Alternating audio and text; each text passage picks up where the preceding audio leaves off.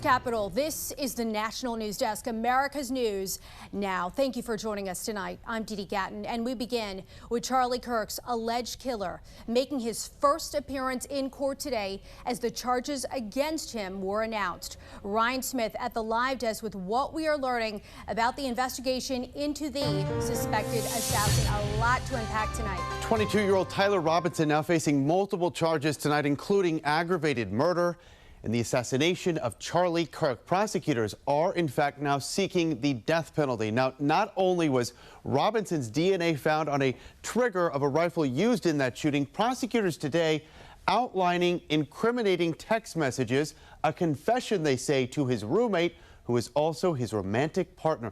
It all starts right here. Robinson sent the text, quote, "Drop what you are doing, look under my keyboard." Now, in this thread, the two discuss the rifle and a potential motive. Robinson, "I had enough of his hatred. Some hate can't be negotiated out." Roommate, "How long have you been planning this?" Robinson, "A bit over a week, I believe." Then, referencing his rifle, he goes on to say, "I can get close to it, but there is a squad car parked right by it. I think they already swept that spot, but I don't want to chance it." After shooting Mr. Kirk, Robinson hid the gun, discarded the clothing he wore when he fired the rifle, and told his roommate to delete incriminating text messages and not talk to police. Robinson's parents later telling police that after the first images of the suspect were released, the ones you see right here, they agreed it looked just like their son. They had a fear that it could have been him at the time. And when they questioned Tyler, he told them he was at home sick. Meantime, a judge ordered Robinson to stay in custody without bail. From the nation's capital, this is the National News Desk, America's News Now. I'm Dee Gatton, and the suspect in the assassination of Charlie Kirk appeared virtually from the Utah County Jail today. Tyler Robinson is facing these 7 charges, and prosecutors are pursuing the death penalty. Let's go straight to the National News Desk. Brian Schnee in Salt Lake City with us tonight. Brian, any late developments on when or if we may see federal charges? Dee, for the 6th day in a row, all eyes on the state of Utah. As you are very aware of those 7 charges, there is the opportunity for any sort of federal enhancement. However, nothing here on the ground has been confirmed. Jeff Gray, the Utah County attorney who you heard from, saying there is the opportunity after reviewing, quote, evidence and the law from federal agencies. Director Kash Patel, the FBI, was grilled talking about the investigation today. And President Donald Trump also weighing in about the possibility, saying it's not clear whether there will or not be federal charges at this point, in addition to any state charges that he's already facing. Yeah, the DA received that question earlier, didn't provide a concrete answer, but a lot of time spent, Brian, on that text exchange, which was included in the charging documents.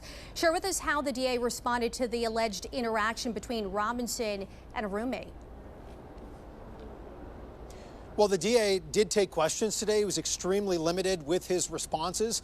That included fielding questions about the text messages. When asked directly if they are confession in any way, he replied that the judge will determine if that is the case at a possible trial. But while the DA, Jeff Gray, did take some of those questions into account, he did not elaborate further beyond the 10-page charging document, which he shared publicly today in a court filing. I also noticed during the news conference earlier, the DA didn't really answer if there were any suspects, anything on the ground to indicate the suspect may have had an accomplice. Well, the FBI was grilled today, and they did say that they are investigating others who knew about Robinson's alleged action. And in addition to the text messages Ryan just mentioned, the Washington Post obtaining screenshots of the alleged confession on the platform Discord. The National News Desk, Jeff Harris joining us. FBI Director Kash Patel addressing the Post reporting while testifying on Capitol Hill today. Very heated. What else did he share with lawmakers, Jeff? So appearing before the Senate Judiciary Committee this morning, Patel confirmed Kirk's accused assassin, Tyler Robinson, appeared to confess in a Discord chat, which included over a dozen people. The FBI now working to track down and question all of those people. Patel telling lawmakers Tuesday morning there are more than 20 other users in the reported Discord chat involving Robinson. We're also going to be investigating anyone and everyone involved in that Discord chat. Patel confirming the report from the Washington Post that obtained screenshots of what appears to be Robinson confessing to assassinating Kirk in a Discord chat. The messages reading, quote, "Hey guys, I have bad news for you all. And it was me at UVU yesterday. I'm sorry for all of this." The message reportedly being sent Thursday night, about 2 hours before officials said Robinson was in custody. Patel telling Fox News this week they've already contacted and connected with multiple people. There are also lots of family members and friends that have already been spoken to. Information systems expert Rajiv Garg tells us Discord is a messaging platform with over 200 million monthly users. To have a voice or video calls with each other, share text messages, play games. But unlike other messaging platforms, he says Discord allows users more control. Community moderators mostly control privacy and security settings, along with who's invited into communities called servers. Each individual user has a lot of control compared to the platform itself. Aside from Robinson, Discord has been at the center of controversy in the past. Thomas Matthew Crooks, the attempted assassin of President Trump, had an account on the Discord app. And Peyton Gendron, who carried out the 2022 mass shooting in Buffalo, also had a private server on Discord functioning as a diary. Now, Discord says that it has not uncovered evidence that Robinson promoted violence on the platform. Its official policy also stating it does not allow hateful conduct or the use of hate speech. Reporting for the National News Desk, I'm Jeff Harris. I grabbed my rifle still. To be honest, I had hoped to keep this secret till I died of old age. I am sorry to involve you. Roommate, you weren't the one who did it, right? Robinson, I'm sorry.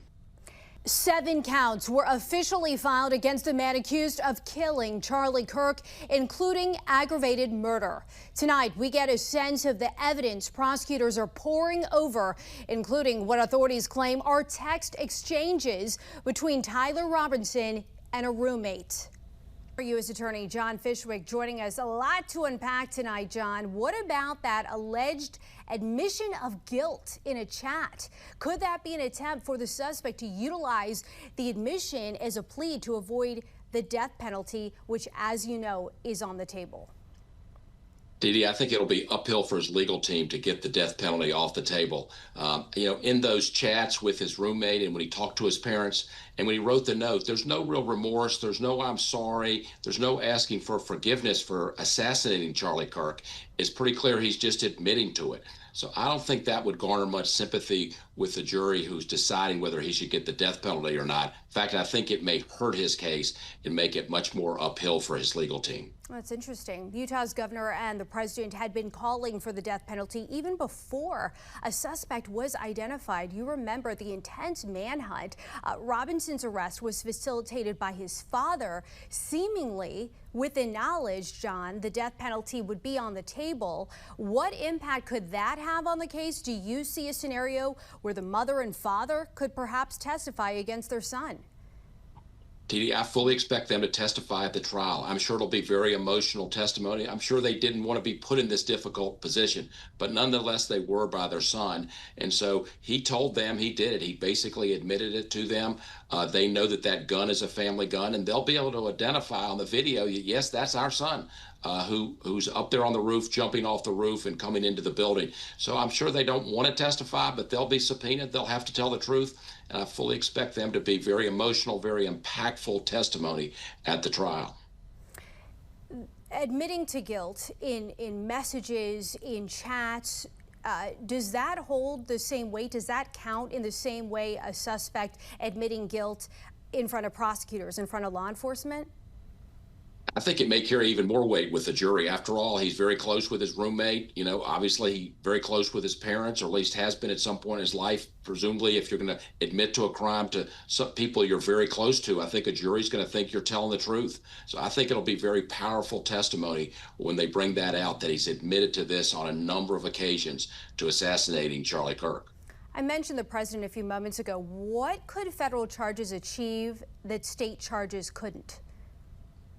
Well, the state is going for the death penalty, and I think they have a really strong chance of having that to be successful.